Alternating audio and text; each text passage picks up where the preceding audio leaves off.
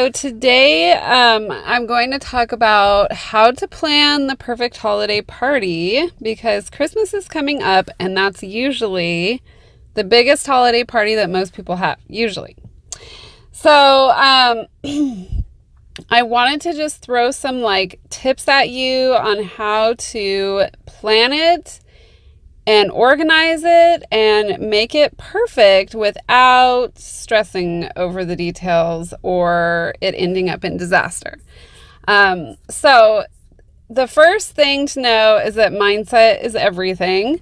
And if you go into planning your holiday party super stressed out and dreading it and expecting disaster, then that is definitely not a good way to start.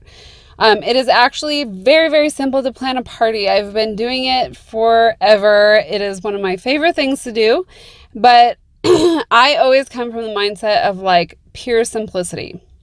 The simpler you keep everything, the better it will be. And that doesn't necessarily mean that you don't go all out with the food and the decorations and stuff. Trust me, I always do. It's hardcore.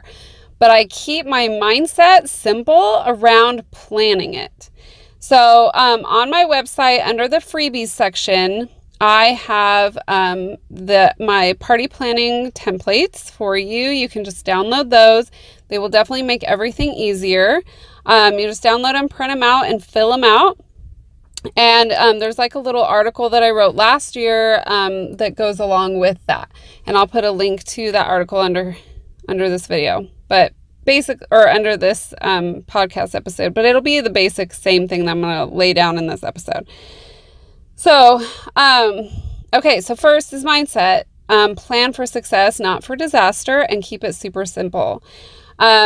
Next, what you want to do is planning is key. So if you want your party to be a hit, just have everything planned out. Start as early as you can and plan it out. So the first thing you want to do is set your intention for what you want to accomplish with this party, or how you want it to feel.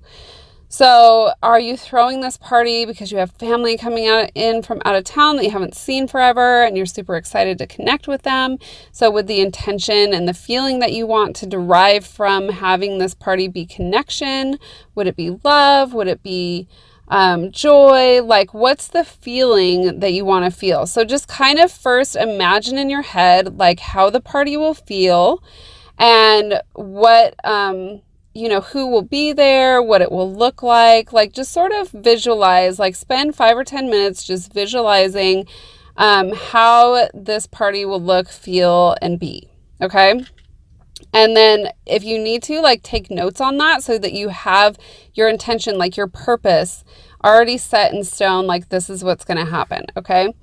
And then set that aside because you don't want to be super attached to it. You just want to know that that is the feeling and the tone that you're setting for the party to begin with. Okay, so then the next step is to get into the actual planning. And this is the most important part because if you have a plan, then you'll be good to go. So, so the biggest thing is usually you probably want to start with the guest list. You want to know who is coming to your party. Okay. And by now, I'm kind of sending this episode out a little bit late. But because it's the second week in December. So, but either way, if you haven't started your party planning, you still have time. So, okay, so get your guest list together. You should probably know at this point, who's coming, to your party. Okay. And so once you have the guest list together and you know how many people are coming, then you know how much food that you should be getting. Okay. So you can either decide to have it catered or you can decide to do all the cooking yourself. Usually we always do all the cooking ourselves. Although if it were me, I would be I need a caterer. But anyways, so, okay. So then you want to plan all your food out. Okay. So pick a menu. Pinterest is great for this. I do this every year. I go on Pinterest and I just look at holiday food ideas and then I can put my menu together from that. So, and then you can even create like a secret board on Pinterest just for the recipes that you decide to use for this party. So that's a really good, Pinterest is a really good resource for that, and it would keep it all organized. So create your secret board and pin all of the recipes that you're going to use for the party so they're all ready to go. Write down everything that you're going to have at that party and then create a shopping list from that. Okay, so you want a list that is like your basic menu, and then you want your shopping list, which you'll get everything from that from the recipes that you pinned. Okay, so then make sure that you have everything on that shopping list that you need. If you haven't started your shopping yet, I would highly recommend doing that like ASAP. So once you have your shopping list, then you can just go shopping and get everything you need except for the last minute items. So make sure you're keeping up with your shopping list and you're checking things off as you go. And then when it's time to go grab those last minute items or like the stuff that's going to be like super perishable, then you can go do that. So if you split it up into 2 shopping trips, it'll make it a lot easier because you can just get all of the non-perishable stuff now and then like the perishable stuff, a few days before. Okay, so then after that's done, or you've got that organized and planned out, then you want to set up your decorations and stuff and know what you're going to get for that. Like, honestly, you can go to like any dollar store, Dollar General, Dollar Tree, whatever. Even Target has like really awesome holiday sections where you can get like really fun, cute things. Like, especially when you first walk in that store, they always have like seasonally themed, like super cheap little items that you can pick up for whatever you're planning. Okay, so check out Target, check out the dollar store. They always have like cool, cheap things that you can do. Okay, so first though, write down all of like the decorations you want to have, and then go to whatever pertinent stores you need to go to and get that done. And again, like do that ASAP too before all the good stuff is gone. Okay, so then once that's done, so you should have your guest list. You should know who's staying at your house and who's not. You should have your recipes pinned to a secret board so they're ready to go, and your shopping list and your decoration list, okay? So then if there are people who are going to stay at your house, you want to make sure that your home is organized and that you have all the guest room stuff set up. So you're going to create another list of things that you need to do to get organized. And you can put this on a timeline where you have like, okay, day 1. So like say there's 14 days until Christmas. I have no idea if there is or not. I'm just like saying, let's say you have 2 weeks until Christmas. Okay. So you have 14 days until Christmas and you have so much organizing that you need to do. Like say you need to get the guest room closet in order. You need to make sure you have clean towels. You need to change the sheets on the beds, et cetera, et cetera. Okay, so just write a list, like a task list, and then set a date. So just do like one thing per day or however that breaks down between like the time you have now until those people are coming, and get those things done based on the date and like their level of importance.